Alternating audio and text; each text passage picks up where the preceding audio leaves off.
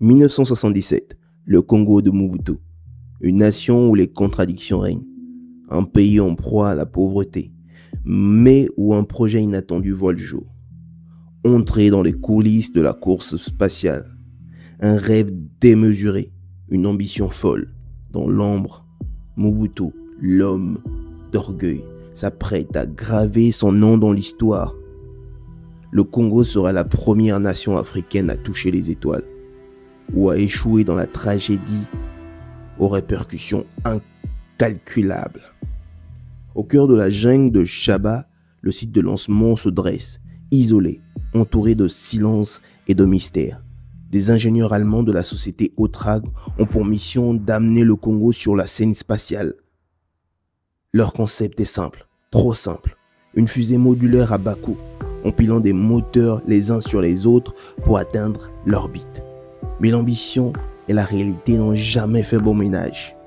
Les premiers tests sont inquiétants. Sous une chaleur moite et oppressante, les hommes regardent la première fusée sur la rampe de lancement. Les moteurs grondent, une vibration parcourt le sol. L'engin commence à s'élever, doucement, trop doucement. Puis, soudain, une explosion résonne dans la jungle. La fusée vacille, s'effondre sur elle-même, consumée par un feu violent. La fumée s'élève dans le ciel, effaçant les rêves de grandeur. C'était le premier échec, mais pas le dernier. Mobutu ne recule pas. Son ambition est trop grande. Chaque nouvel échec est suivi d'un lancement précipité. Chaque fois, les mêmes scènes se répètent. La fusée hésite, tremble, puis explose, laissant derrière un cratère de débris fumants. Pourtant, malgré les répétitions de ces drames, personne n'en parle. Personne n'ose contester. Le silence de la jungle engloutit tout. Mais les conséquences de ces échecs sont bien réelles, bien plus lourdes que des simples épaves métalliques.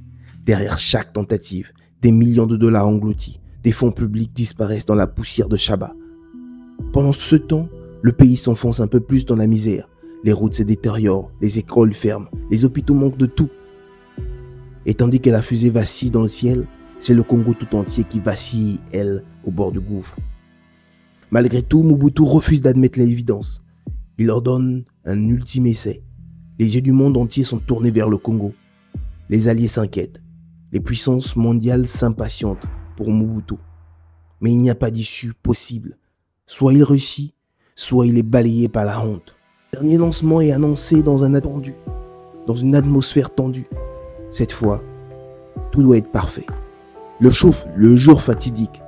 La jungle retient son souffle. Les ingénieurs alignent les modules avec une précision chirurgicale.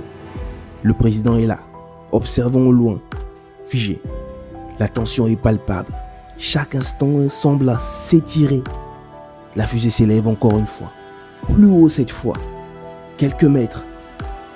Quelques secondes de répit. L'espoir renaît, mais il est de courte durée.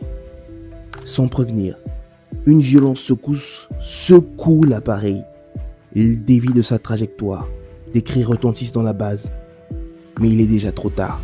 Une explosion assourdissante éclate, projetant des débris à des kilomètres à la ronde. L'échec est total. Le silence de la jungle reprend ses droits, laissant derrière lui les ruines et un rêve brisé. Les répercussions économiques sont immédiates. Le projet spatial engloutit des ressources vitales. Les infrastructures du pays sont en ruine. La population crie famine. Et le Congo qui devait briller dans le ciel s'éteint doucement sur la terre. Le site de Chaba est abandonné. Ce qui devait être un symbole de grandeur de Mobutu n'est plus qu'un champ de carcasses métalliques rongées par la rouille, recouvertes par la végétation. Les critiques internationales pleuvent. La France, l'Union soviétique, les États-Unis, tous condamnent cette folie. Mobutu, lui, ne dit plus rien. Dans l'ombre de son palais, il contemple l'ampleur des dégâts. Le projet Otrag n'aura jamais vu le jour, et ce qui devait être une gloire est devenu un échec cuisant. Un gouffre financier, une tragédie nationale. La fusée ne s'envolera plus. Les étoiles resteront inaccessibles. Le Congo ne connaîtra jamais la conquête spatiale. Tout ce qui subsiste, ce sont des souvenirs amers, des ruines silencieuses dans la jungle et une histoire que peu osent raconter.